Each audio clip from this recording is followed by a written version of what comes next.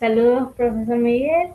Le agradecemos por brindando su tiempo para conversar sobre su trayectoria, la cual forma parte de la historia de la danza en el Ecuador. Esta entrevista forma parte de un proyecto desarrollado por estudiantes de la carrera de danza de la Universidad de las Artes, cuyo propósito es contribuir a la construcción de la genealogía de la danza ecuatoriana y poner este material a disposición del público como un archivo de acceso abierto. Por este motivo, la entrevista será publicada en el canal de YouTube Estudiantes de Danza u Arte. Y muchas gracias por su participación. Ahora sí, Eli, puedes empezar a hacer las preguntas. Bueno, vamos con la primera pregunta. Buenos días. ¿Cuál fue su primer acercamiento a la danza y qué encontró en ella que hizo que quisiera seguir explorándola? Hola, ¿qué tal? ¿Cómo están, chicas? Bueno, mi primer acercamiento a la danza contemporánea, podría decirlo que fue a través del ITAE, en el Instituto Tecnológico Superior de Artes del Ecuador. Ahí yo estudié la carrera de teatro, no la finalicé, pero en segundo semestre, no me acuerdo si era segundo o tercer semestre, empecé a ver lo que es la materia de danza con el profesor, con el maestro Jorge Parra Landazuri. Él fue mi primer maestro de danza, lo considero también igual como la persona que me formó. Aunque yo no finalizo el TAE, yo me desprendo de la institución y empiezo a estudiar directamente danza contemporánea con Jorge en el laboratorio El Cuerpo Creador, en donde empezamos algunos y al final solamente nos sostuvimos al final dos personas, a tal punto que ya entrenábamos directamente con el elenco de Son Escena. Eh, en el 2016 terminamos ese proceso con una participación en nuevos coreógrafos y ya desde entonces siento que fue como mi, mi bienvenida o mi entrada como el mundo profesional de la danza contemporánea. Aunque igual me tomó mucho más tiempo el como autodenominarme bailarín.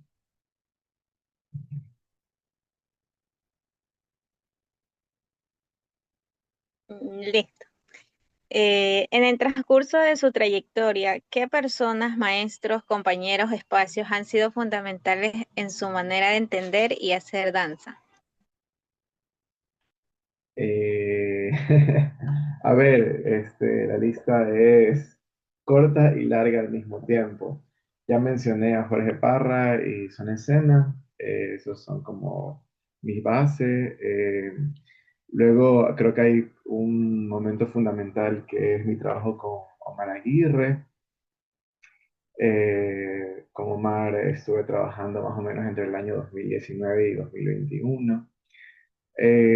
También reconozco mucho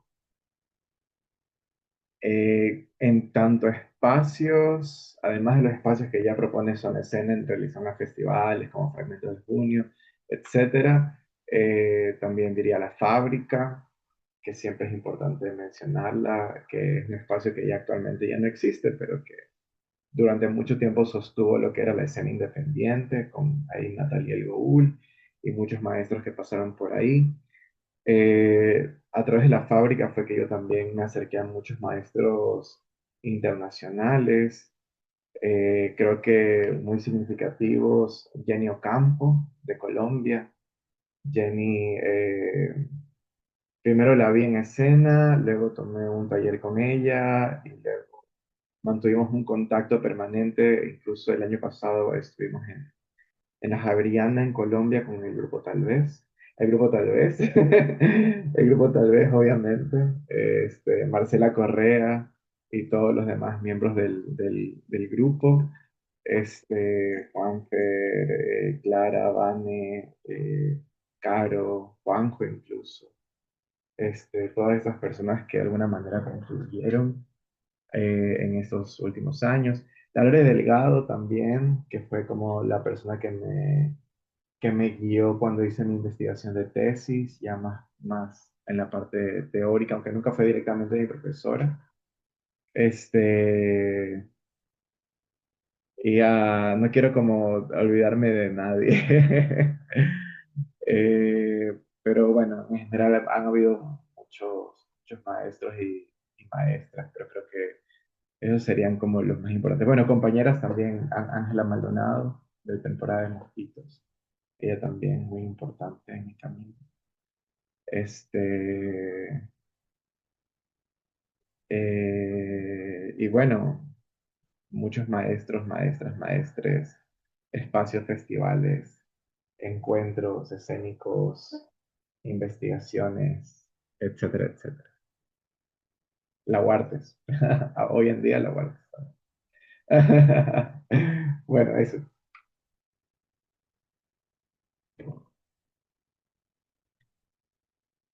Usted suele hablar de la improvisación como un juego y de la importancia de explorar y salir de lo cómodo. ¿De dónde nace esa manera de entender el movimiento y en qué momento se volvió parte fundamental de su práctica? Creo que es curioso porque yo siempre cuento que mi primer acercamiento al teatro fue la improvisación. Y luego poco a poco la danza también me llevó a ese universo. Y recién muchos años después, o sea, de haber empezado mi mundo en las artes escénicas, y como digo, en el teatro fue la impro, es que logro como poner en relación ambas cosas con mucho más, eh, no sé, estructura, ¿ya? Entonces, ¿qué pasa? Yo, como les digo, yo la impro, o sea, siento que con el maestro Jorge Parra se improvisaba, pero no era como la línea de entrenamiento, la improvisación, o sea, era más bien una línea de formación técnica biomecánica incluso, muy sólida. Yo creo que las bases que te da Jorge Parra para la danza son muy sólidas técnicamente, anatómicamente, físicamente hablando. Pero de improvisación es como ya para la parte creativa y a veces puede ser como algo, ajá, como complementario a una base de entrenamiento muy fuerte. Este, y luego conocí a esta improvisadora Jenny Ocampo.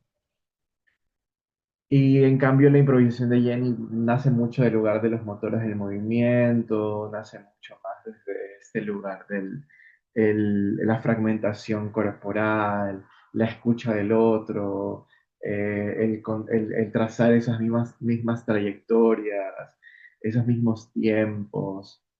eh, pero sigue sin ser una improvisación en donde el juego es como algo que ya empieza a tomar una forma mucho más allá de del meramente el movimiento.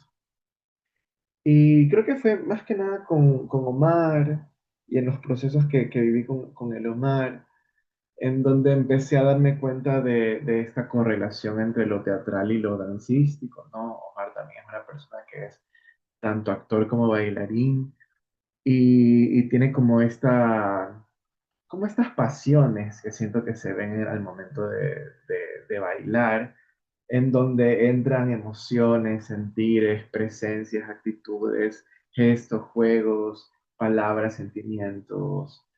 Él también trabaja mucho desde este lugar del humor, del clown incluso, sí, muy inspirado en estos grandes maestros del humor físico, Chaplin, Buster Keaton. Entonces, claro, es como empezar a ver que también tiene como cierta maravilla como del movimiento cuando ves esas películas en blanco y negro antiguas y ves como las piruetas que hacía Buster Keaton, o las secuencias de humor físico que hacía Charles Chaplin. Y uno empieza a ver ahí también una danza.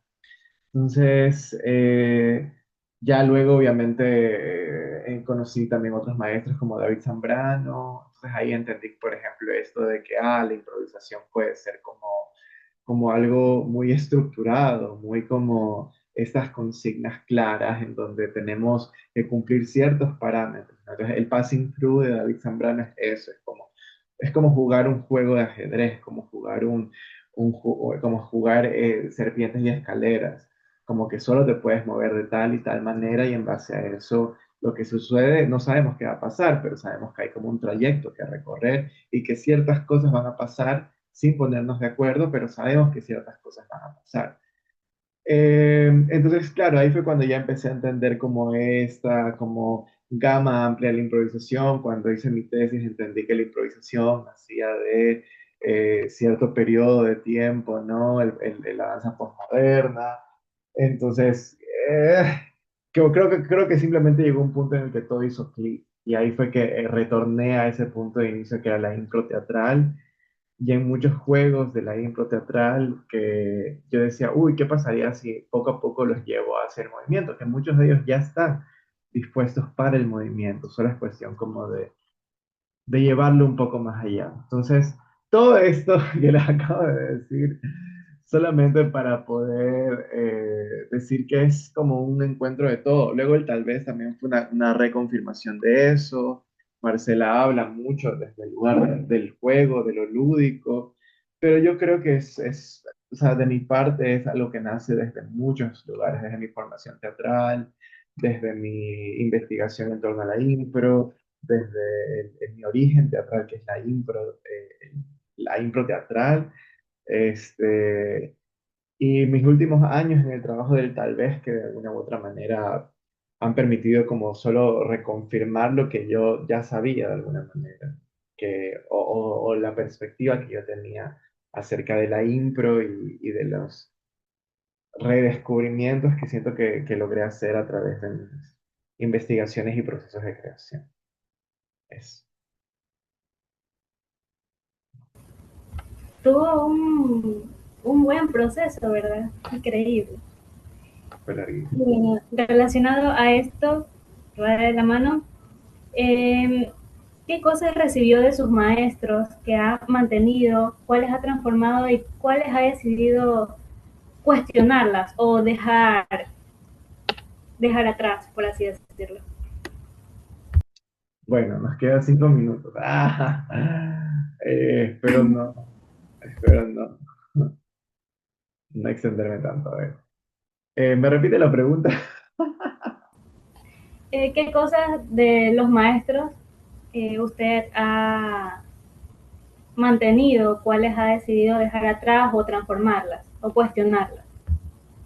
Mm, Bueno, creo que de mi formación teatral, una de las cosas con las que tengo mayor tensión es con el disciplinamiento. Entonces, es raro porque yo digo como que chuta, sí, quizás yo me lo tomo muy en serio justamente porque aplicaron un disciplinamiento muy fuerte en mí que de alguna u otra manera me ayuda a sentir que es en serio. Pero yo siento que el disciplinamiento en las artes escénicas tiene que convertirse en autodisciplina y que hay muchas personas que nacen con ella y otras personas que no nacieron con ella. Y es así de fácil. Entonces, siento que yo pongo en cuestión el disciplinamiento, si bien creo que a veces es necesario aplicarlo, pero que también hay que saber aplicarlo como con comunicación, con una muy buena comunicación, una comunicación que permita decir, ok, a veces yo voy a entrar en este rol, como me gusta decirlo a mí, de un profesor que te exige, a este profesor que te exige y que quiere que des lo mejor de ti. Y que a veces alzaré la voz, que a veces como que diré cosas, a veces voy a, sí, como incentivarte, pero no te lo tomes personal. Uno, como no te tomes nunca nada de lo que yo te digo de manera personal, porque no se trata de que me caes mal o que quiero como que te quiebres, porque si quiero que te quiebres, porque te odio, sino porque realmente quiero ver qué tan capaz eres de llegar a algún lugar. Porque cuando llegamos a esos lugares es donde realmente sucede la transformación, la performance. El problema es quedarnos en ese lugar cómodo, ¿no? Eso siento que es una de las cosas que he puesto en cuestión. creo que también, más que poner en cuestión, es como he abandonado poco a poco, por ejemplo, no abandonado por completo, sino como que eh, ciertos entrenamientos, como, aunque aplico mucho el entrenamiento que trabajo con el maestro Jorge, también como que lo he reemplazado mucho por el tema de la impro, como que yo ya cuando trabajaba con Jorge me sentía muy seducido por la impro, o sea, como por la impro como hecho escénico, como, ¿qué es esta maravilla? Cómo algo que se improvisa en ese momento puede ser algo tan bello, tan hermoso? Entonces, eso, pero no siento que sea algo como que, lo abandoné, porque insisto, es como que yo, sobre todo cuando me enfrento a cuerpos que no tienen mucha presencia escénica, lo que yo digo, uy, es que ellos deben de pasar primero por un proceso de entrenamiento físico que ni siquiera tiene que pensar en subirte en la escena, simplemente en conocer tu cuerpo. Entonces, entonces digo, no es algo que abandono por completo el entrenamiento de mis maestros, pero sí es algo como que digo, bueno, tengo que complementarlo más con aspectos de la improvisación. Eh, Creo que eso, básicamente. De ahí el resto lo sigo aplicando bastante, bastante. No suelo abandonar como las herramientas, sino como que suelo como agruparlas, como en donde veo que pueden entrar dentro de mi proceso pedagógico. O sea. Las va tomando y las va adaptando dependiendo de las personas y del grupo.